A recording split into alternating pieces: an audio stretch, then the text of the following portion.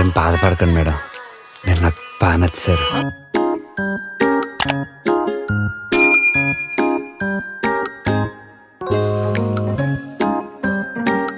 Assalamualaikum, ketemu lagi nih kita. Kali ini Vikol akan bahas alur cerita film Cafu Kaburu Jalaga.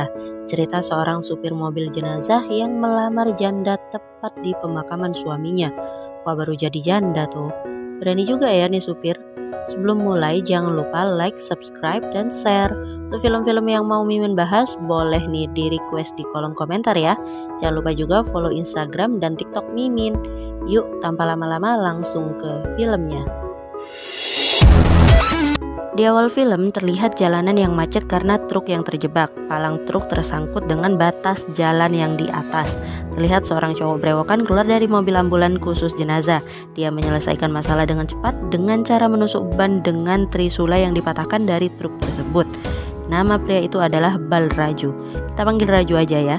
Dia memiliki seorang ibu yang berjualan di pasar dan sepupu cowok yang kita panggil aja Dani ya. Dia juga memiliki seorang ayah yang lumpuh karena stroke sejak usianya 15 tahun. Dia bekerja sebagai supir mobil jenazah dan hari itu dia mendapat kerjaan mengangkut jenazah. Dia pun berangkat ke lokasi tersebut. Sampai di lokasi masih diadakan upacara doa. Tidak sengaja nih Raju melihat wanita cantik yang menangis di depan peti jenazah dan dia langsung jatuh cinta. Pandangan pertama awal aku berjumpa. Malah nyanyi sih. Wanita itu adalah Malika, istri dari yang meninggal itu. Dia baru tuh jadi janda, fresh-freshnya gitu.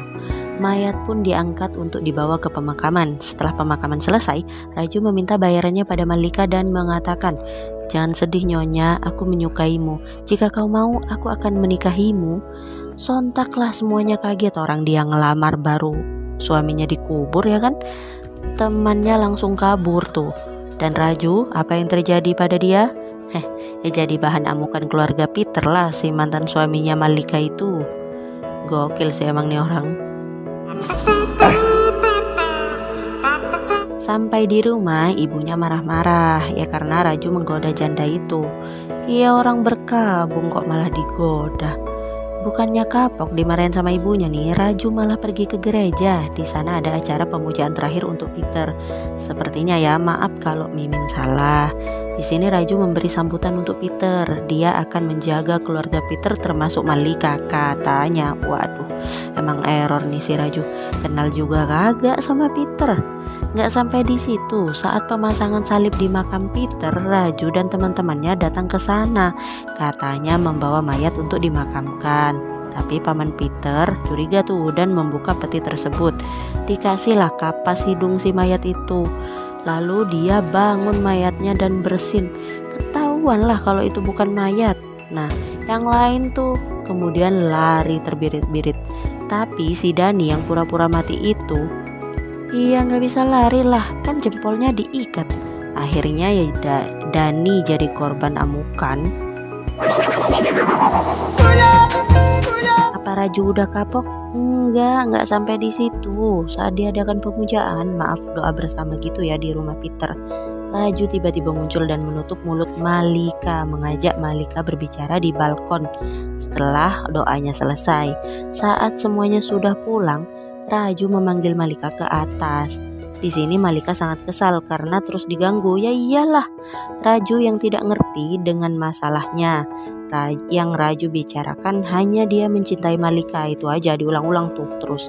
Karena kesal, akhirnya Malika pergi meninggalkan ODGJ ini. Ya dianggap ODGJ lah karena nggak jelas.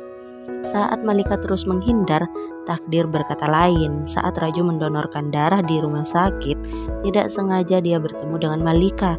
Ternyata dia adalah bidan di rumah sakit tersebut. Waduh, di sini Raju masih menggoda Mali nih, tapi Mali terus menjauhinya. Bukannya Raju namanya kalau tidak terus mengejarnya. Ternyata Mali menunggu jemputan ayah mertuanya dan pamannya. Raju bertemu dengan paman dan ayah mertua Mali. Terjadi perdebatan nih di sini. Raju mengatakan, "Karena kau lagi berduka, makanya tidak memahami cintaku." Masa bahaya nih. Dan Raju juga berkata dia akan terus datang meski dia terus dipukuli, dia akan datang lagi, dipukul, datang lagi. Pokoknya kayak gitulah. Raju juga mengancam akan membunuh Paman Mali jika mencoba menghalanginya. Waduh, cintanya itu loh, psikopat kayaknya dia. Keesokan paginya Raju mengantar ibunya ke pasar, tapi ibunya turun di jalan tuh, katanya ada urusan penting di sana. Harusnya Raju terus lurus, tapi karena ditelepon sama temennya masalah mobilnya itu, dia putar arah dan melihat ibunya dengan seseorang pemilik toko TV bekas sedang mengeluarkan kotak makan siang. Ya kayak ngirim suaminya kerja gitu loh. Raju merasa sangat marah tuh di situ. Ya mikirnya dia kan ibunya selingkuh. Ternyata Dani, ponakannya itu, juga mendengar rumor itu. Pria toko itu adalah Mohan. Dani melihat ibunya bersama Mohan beberapa kali. Raju langsung ke toko Mohan bersama Dani tuh. Raju menghajar Mohan habis-habisan dan meminta jangan mendekati ibunya lagi. Waduh, galak juga dia. Malam harinya untuk melupakan kejadian itu, Dani dan Raju minum-minum hingga mabuk. Akhirnya sudah tak terkontrol tuh si Raju. Dia pergilah ke rumah Mali, tapi malah salah kamar. Dia masuk ke kamar nenek Peter. Neneknya berteriak mengatakan, "Peter di sini." Nah, seketika semua keluar dan Mali langsung menampar Raju. Ayahnya marah-marah dan langsung melaporkan Raju kepada polisi. Kapok nggak tuh? Karena laporan itu Raju tuh dipukulin. Kemudian ibunya tuh datang ke kantor polisi dan meminta Raju untuk dibebaskan. Sampai-sampai mohon-mohon tuh ibunya. Akhirnya Raju dikeluarkan dari sel. Terjadi perdebatan antara Raju dan mertua Mali. Ibunya meminta Raju untuk menghormati yang lebih tua. Si Raju malah menghina ibunya yang tidak memiliki moral. Dan jadi nggak usah sok ngajarin gitulah. Kan taunya Raju ibunya selingkuh kan.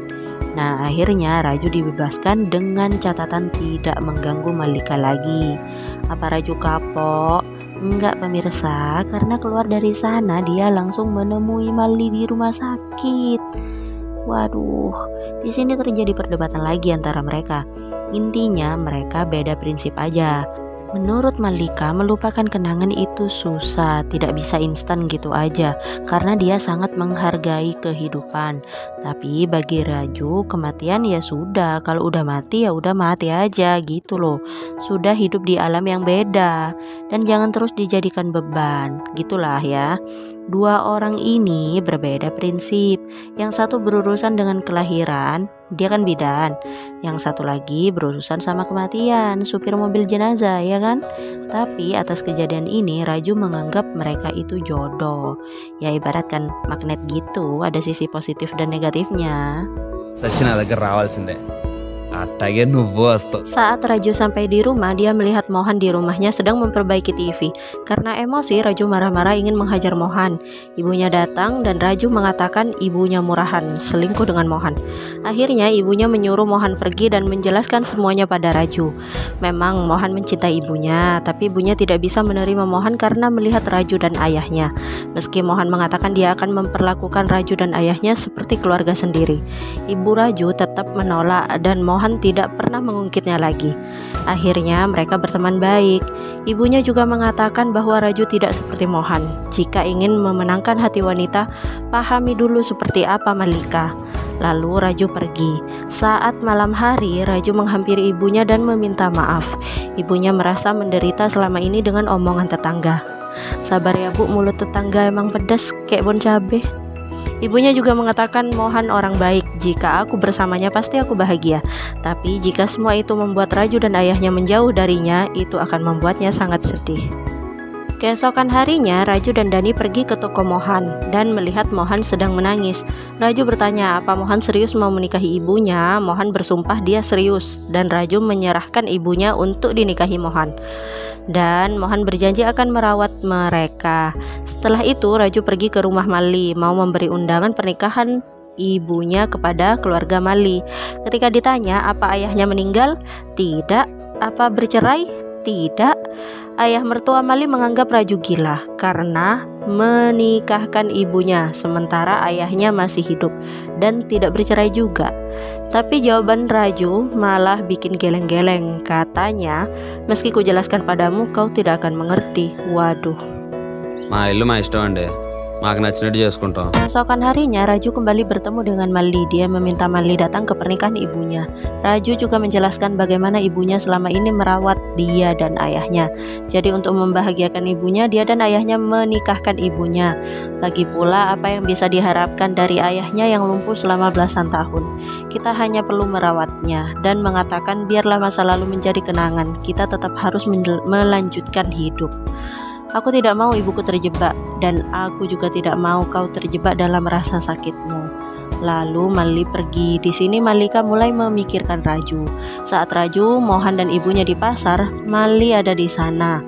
Dan Raju mengajaknya bertemu dengan ibunya. Dari sini Malika mulai membuka hati dan mengajak Raju berteman. Hal itu langsung disetujui oleh Raju. Dari sana mereka sering jalan berdua dan ya mulai tumbuh-tumbuh benih cinta. Pernikahan Mohan dan ibu Raju dilaksanakan dan Malika turut hadir. Terakhir Raju mengantar Malika pulang dilihat oleh ayah Mali. Dan ayah Mali mengatakan dia sudah menemukan jodoh untuk Malika dan Mali tidak bisa menolak hal itu. Keesokan harinya Raju pergi ke rumah sakit untuk bertemu dengan Malika, tapi dia belum datang. Tidak sengaja ibu Raju tiba-tiba dibawa ke sana karena kecelakaan. Saat dibawa ke dalam ruangan, Raju menunggu di luar dan tiba-tiba Malika datang. Dia mengatakan kalau ayahnya menjodohkannya dan dia mengakhiri hubungannya bersama Raju. Belum selesai bicara, dokter yang merawat ibu Raju keluar dan mengatakan ibunya telah meninggal dunia. Di sini Raju hancur berkeping-keping. Malika meminta maaf karena dia kira Raju menunggunya. Di sini Raju sakit hati bukan karena ibunya meninggal, tapi karena dua wanita penting dalam hidupnya meninggalkannya di saat bersamaan. Lalu Raju pergi mengurusi pemakaman ibunya. Sementara itu Mali melaksanakan pertunangan. Setelah ibu Raju meninggal, Mohan yang menggantikan posisinya sesuai dengan janjinya pada ibu Raju. Hari ini adalah pernikahan Malika. Mohan menanyakan apa yang terjadi dan Raju menjelaskannya. Mohan menyarankan untuk mencari pokok permasalahannya dan menyelesaikannya. Jadi Raju pergi ke gereja bertemu dengan ayah mertua Mali. Di sini ayah Mali tidak ingin menikahkan Mali dengan Raju. Alasan pertama, karena dia mempermalukan Mali saat pemakaman Peter. Yang kedua, masuk ke rumah tengah malam dan harus lapor polisi itu mempermalukan Mali. Dan yang ketiga, ibunya yang jadi alasan. Suaminya belum meninggal malah nikah lagi. Akhirnya Raju menjelaskan satu persatu, dimulai dari ibunya yang menikah dengan ayahnya saat usia 12 tahun dan memiliki aku. 15 tahun kemudian ayahku lumpuh, ibuku bekerja banting tulang, bahkan dia rela tidak makan agar aku makan 2 kali sehari. Meski dia tidak punya, dia tidak pernah mengemis dan melakukan hal yang salah. Dan tiba-tiba ada laki-laki yang memahami situasi kami, tapi ibuku menolaknya, bahkan ketika ayahku mengizinkan, karena takut aku meninggalkannya. Untuk Malika, apa kamu tahu ini yang terbaik untuk Malika? Karena aku yang seperti ini. Alasan aku mengatakan ini karena Malika juga menyukaiku, dan di dunia ini yang mencintai Malika hanya kita berdua. Selanjutnya terserah padamu. Lalu ayah Malika menggenggam tangan Malika saat pernikahannya dan membawanya pada Raju yang sedang berjualan di pasar. Lalu Malika memeluknya. Oke teman-teman, sampai di sini dulu cerita Vicol kali ini. Wassalamualaikum warahmatullahi wabarakatuh.